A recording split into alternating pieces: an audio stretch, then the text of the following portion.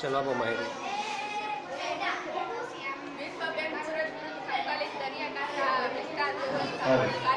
હાલો ભાઈ, વિજ્ઞાન મેળાની અંદર પધારેલ કૃતિ લઈને આવેલા 12 વૈજ્ઞાનિકોને ખાસ વિનંતી કે તેઓ ભોજન લેવા માટે જાય. એસએમસી પધારેલા મહેમાનોને વિનંતી કે તેઓ જમીને ત્યાંથી જાય. તો જમવાનું ચાલુ થઈ ગયું છે. તો 12 વૈજ્ઞાનિકો તથા એસએમસીના સભ્યો તથા બહારથી પધારેલા મહેમાનોને વિનંતી કે તેઓ ભોજન લેવા માટે ત્યાં જો પેલી ઝાડવું છે એ નીચે વ્યવસ્થા કરેલ છે તો ત્યાં જમવા માટે જાય.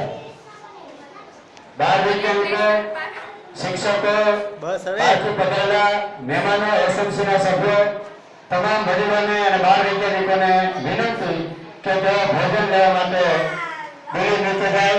રિક્ષાના ડ્રાઈવરશ્રીઓને પણ વિનંતી કે પોતાનું ભોજન લઈ લે એટલે રિક્ષા ફેરામાં એ સમયસર જઈ શકે. થાળીઓ આવે છે ગરમા ગરમ, આવી ગયા થાળી.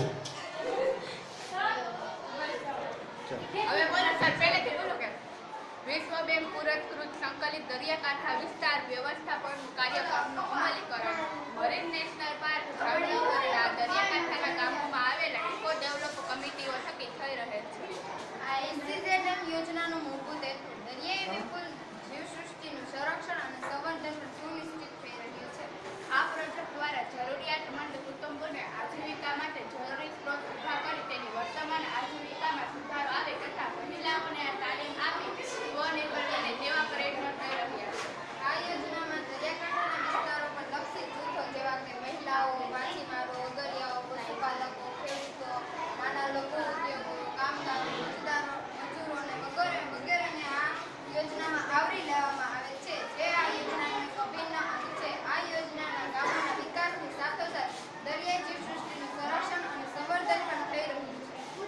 આરસીઝેડએમ પ્રોજેક્ટના હેતુઓ ચેનના બચાવ, રક્ષણ અને પુનઃસ્થાપનાની જરૂરિયાત દરિયાકાંઠાના વિસ્તાર તથા ટાપુવાળા વિસ્તારમાં ચેનનો વાવેતર દરિયાઈ જીવસૃષ્ટિનું મહત્વ દર્શાવતા કેન્દ્રો ઊભા કરી પર્યટન સ્થળ વિકસાવ.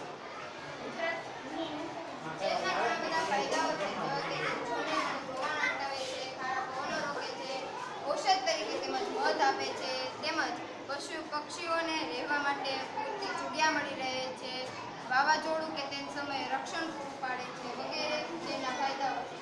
પરવારા એટલે કે કોરલ જૈવિક વિવિધતા અને આશ્રય સ્થાન હોવાથી પરવારાને બીજ વનસ્પતિ સરખાવવામાં આવે છે.